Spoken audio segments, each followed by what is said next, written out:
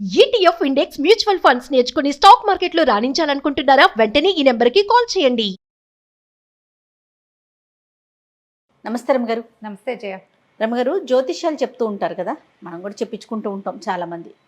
అయితే నాకు ఎప్పుడు ఒకటి అనిపిస్తూ ఉంటుంది, వాళ్ళ జాతకాలు వాళ్ళు చూసుకొని దానికి సంబంధించిన రెమెడీస్ అవి ఉంటాయి కదా, అవి చేసుకుంటారంటారా? పెద్ద క్వశ్చన్. చూసుకుంటూ ఉంటారు.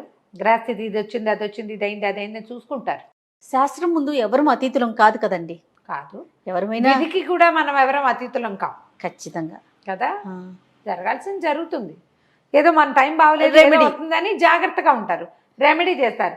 బహుశా కంట్లో గుచ్చుకోవాల్సిన ముళ్ళు కాల్లో గుచ్చుకుంటుందేమో వాళ్ళకి తెలుసు కాబట్టి. తెలిసిన జ్యోతిష పండితుల ఇళ్లలో మరణాలు ఉండవా, అనారోగ్యాలు ఉండవా, పెళ్ళిళ్ళు ఫెయిల్ అవటాలు అవి జరగవంటావా? వాళ్ళకి జరుగుతాయి, తప్పించుకోలేరు. హోనీ అంటారు, విధి అంతే.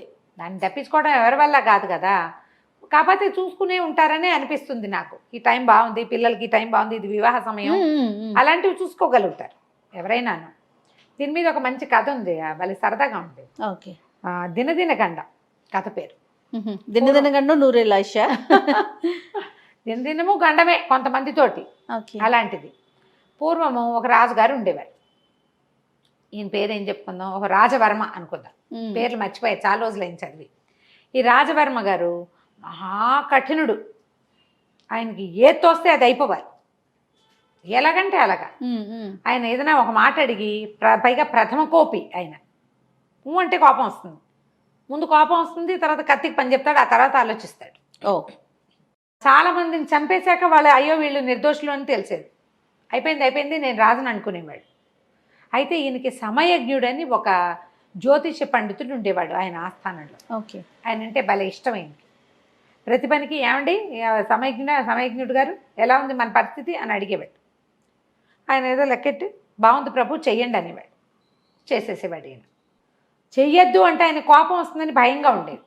అది నచ్చినా నచ్చకపోయినా చేసేసుకోవాలి. కొంచెం ముందు వెనకగా చెప్పేవాడు, ఒక వారం ఆగి చేస్తే బాగుంటుంది అలా చెప్పేవాడు. అయితే ఈ రాజవర్మ ఒక విచిత్రమైన ఆలోచనలు చేసేవాడు అనమాట. పక్క దేశపు రాజు ఆయనతోటి కొంచెం ఫ్రెండ్షిప్ ఉండేది, కానీ ఆ దేశాన్ని, ఆ చిన్న ఊరిని ఆక్రమించేసేయాలని ఈయన కోరిక, పక్క రాజ్యాన్ని. దానికి ఈజీ మెథడ్ ఏంటంటే, వాళ్ళతోటి ఫైటింగ్ చేయడం మన వల్ల కాదు. ఈజీ మెథడ్ ఏంటంటే, ఆయన్ని సరదాగా రమ్మని పిలిచి, నేను ఎక్కడో కలుసుకుంటాం, ఆయన బంధించేస్తాడు. రాజు దొరికిపోయాక ఇంకేముంది అని ఒక ఊహ చేశాడు. తను గెలవలేడు, గెలవడం తన వల్ల సైనిక బలం ఎక్కువ. ఓకే. పైగా వాళ్ళకి దూరదర్శి అని ఒక మంత్రి ఉన్నాడు, వాడు మహా తెలివిగలవాడు ఆయన. అతను ఉండగా ఈ రాజును జయించడం కష్టం. సైనిక బలం కూడా వాళ్ళ మీద మనకు ఒక రవ్వ తక్కువే.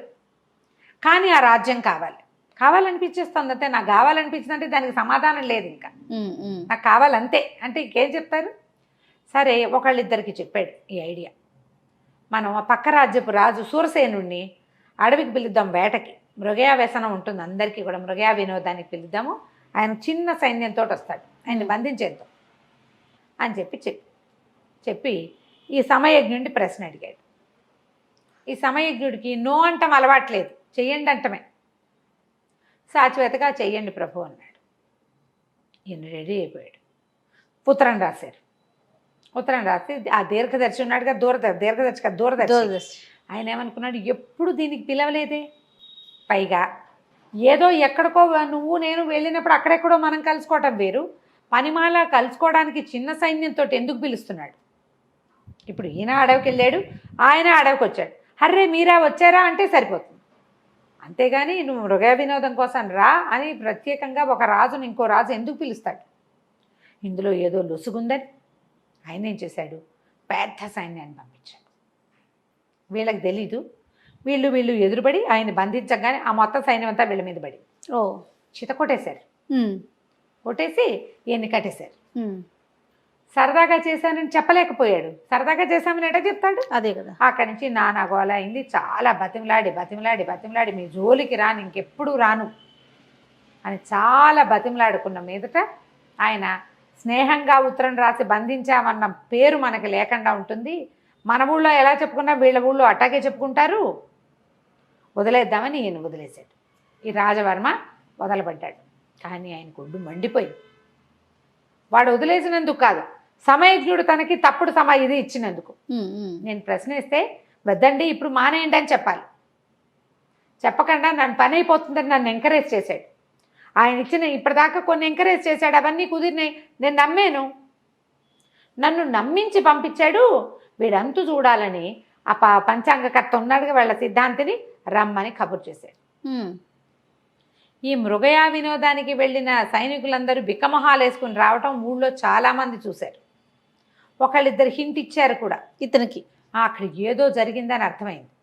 వస్తూ తను పిలుచుకొచ్చిన సైనికుల్ని, ఏరా అబ్బాయి ఏమైందిరా రాజుగారు వెళ్ళిన పని అంటే, అంతా పశ్చాపుస్సేమైందండి, దెబ్బలు తిని చావులో తప్పి కన్నులు లొట్టపోయి వచ్చాం, కాస్తుంటే దొరికిపోయేవాడే అని ఒకడు చెవిలో ఊదాడు. వాడు ఎప్పుడో పూర్వాశ్రమంలో ఎంతో జ్యోతిష్యం చెప్పించుకుని బాగుపడ్డవాడు. ఆయన ఏం చేశాడు, అమ్మాయి ఇది లోపల పెట్టుకున్నాడు. ఇప్పుడు రాజు తనని ఏం చేయడానికి పిలిచాడో ఆయనకు అర్థమైంది. తెలివి జ్యోతిష పండితులకి ఉండాల్సింది ఏమిటి, సమయస్ఫూర్తి, తెలివి. అంతే, ప్లాన్డ్గా చెప్పాలి కదా. అక్కడి నుంచి వచ్చాడు. వచ్చిన తర్వాత ఆ రాజుగారు రా సమయజ్ఞుడు ఎలా ఉన్నావు ఏమిటి అని చెప్పి కూర్చోండి అని కూర్చోబెట్టాక, ఏమండి సమయజ్ఞుడు గారు మీరు ఎప్పుడూ నాకు జాతకం చూస్తారు, ప్రశ్నలు చెప్తారు కదా, ఏనాడైనా మీ జాతకం మీరు చూసుకున్నారండి అన్నాడు. గుండెల్లో రాయబడింది. అర్థమైంది. చూసుకోకేం ప్రభు, చూసుకుంటూనే ఉంటాం, మాకు తెలియనివా ఇవన్నీ అన్నాడు. అయితే మీకు ఆయుర్దాయం ఎంత ఉందండి అని అడిగాడు. ఈయన లెక్క ప్రకారం ఈయనకి ఇంకో 20 ఏళ్ళు ఉంది. ఆ 20 ఏళ్ల తర్వాత ఒక మారకం ఉంది, అది తప్పించుకుంటే ఇంకో 20 ఏళ్ళు కూడా 90 దాకా బతుకుతాడు ఆయన, 50 ఏళ్ళ వాడు. బాగా ఆలోచించి, ఆయుర్దాయానికి ఏముంది ప్రభు, జ్యోతిష్యానికి పార్వతీదేవి శాపం ఉందండి, పూర్తిగా నిజం కాదు, పూర్తిగా నిజం అవ్వదు, కాకపోతే ఒకటి ఉందండి, నాకు ఆయుర్దాయం ఎప్పుడైనా తీరిపోవచ్చు, ఎప్పుడైనా పోవచ్చు, ఇవాళ పోవచ్చు, రేపు పోవచ్చు, ఎల్లుండి పోవచ్చు. కాకపోతే ఏంటంటే నేను చనిపోయిన 10 దినాల్లో నేను ఆశ్రయించిన ప్రభువు చనిపోతాడని ఒక ఇది ఉందండి నా జాతకంలో. అందుకని నేను చాలామంది పిలిచినా వెళ్ళనండి, మిమ్మల్నే ఆశ్రయించుకొని ఉన్నాను. మీరంటే పరాక్రమవంతులు, శౌర్యవంతులు, నేను ఎక్కడికైనా వెళ్తే మీకేమి ఇబ్బంది వస్తుందని ఎక్కడికి వెళ్ళను. ఓహో అనగానే నేను గుండెల్లో రాయబడింది రాజుగారికి. వీడిని కనుక ఇప్పుడు వేసేసామనుకో మనం, ఆయన 10 ఏళ్ళు ఉందండి, 15 ఏళ్ళు ఉందండి, 20 ఏళ్ళు బతుకుతండి, నేను 90 ఏళ్ళ దాకా బతుకుతానండి అనగానే మెడ కోసేసి ఇప్పుడు చెప్పు అందామనుకున్నాడు. ఇప్పుడు వీడు మెడకొస్తే ఆయన ఇంకో వాక్యం చెప్పాడు, నేను చచ్చిపోయిన 10 రోజుల్లో ప్రభువు చచ్చిపోతాడు అని. ఈయన ఆశ్రయించిన ప్రభువు ఎవరు, ఆయనే కదా, తను, నేను దొరికిపోతా కదా. అందుకని సరే అలాగండి, చాలా బాగుంది, ఈసారి మీరు చెప్పిన పని బాగా అవ్వలేదు, మళ్ళీ కొంచెం చూసి ముహూర్తాలు అవి పెడుతుండండి, భారతీయ శాపం ఉంది కాబట్టి నా పని అవ్వలేదు అని అనుకుని, ఒరే సమయజ్ఞుడి గారికి శాలువా కప్పి ఇంట్లో దింపిరండిరా అని పంపించేసే. ఈయన ఈ రాజుగారి కొలువు దిన గండం, ఆయనకు ముందు నుంచి భయమే, ఇవాళ తప్పించుకున్నాం, మళ్ళీ ఎప్పుడు తప్పించుకోవాల్సి వస్తుందో ఏం చేస్తామో అని అనుకుంటూ ఇంటికి పోయాడు. చూడు కథ కంచికి మనం ఇంటికి. కానీ ఎంత తెలివిగా ఆలోచించాడు చూడు. ఎప్పుడు కూడా అదే, మొన్నమేమో కోటప్పకొండ వెళ్ళామా, చిలక జోస్యం చెప్తున్నారు. మా చిన్న పైనుంచి దిగొస్తున్నాడు, వాడు పంచ కట్టుకుని ఒక పెద్ద లాల్చి వేసుకుని ఉన్నాడు, కొంచెం వెయిట్ లిఫ్టింగ్ కదా. దీన్ని చూడంగానే ఆ చిలక జోస్యం వాడు, పెద్ద అధికారంలోకి వస్తావు నాయనా నువ్వు అని ఇలా చెప్పాడు.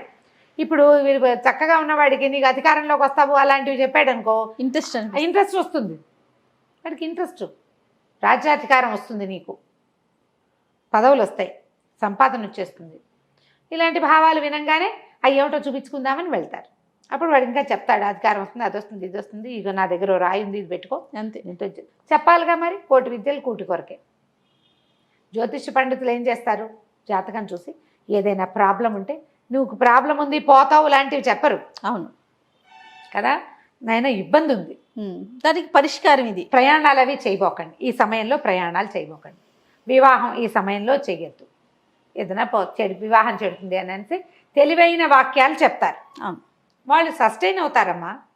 ఈ గురువు బాగోలేదు, లేదా వీడు నీచంలో పడ్డాడు, వాడు ఉచ్చంలో ఉన్నాడు, వాళ్ళు మొత్తం అంతా కలిసి ఒక చోట ఉన్నారు, ఈయన వక్ర దృష్టితో చూస్తున్నాడు, ఈ వివరం అంతా చెప్తాను, నీకు అర్థమైనా కాపోయినాను, అంతే, నువ్వు గుర్తుండవు కూడా.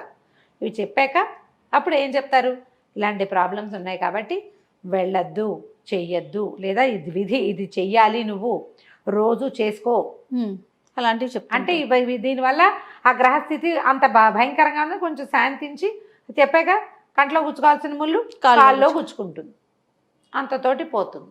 ఆశ్రయించడం మంచిదే, కాకపోతే గుడ్డిగా వెళ్ళకుండా కొంచెం మనది కూడా చూడాలి, ఆలోచించుకుని చేయాలి. రైట్. నమస్తే అండి. నమస్తే.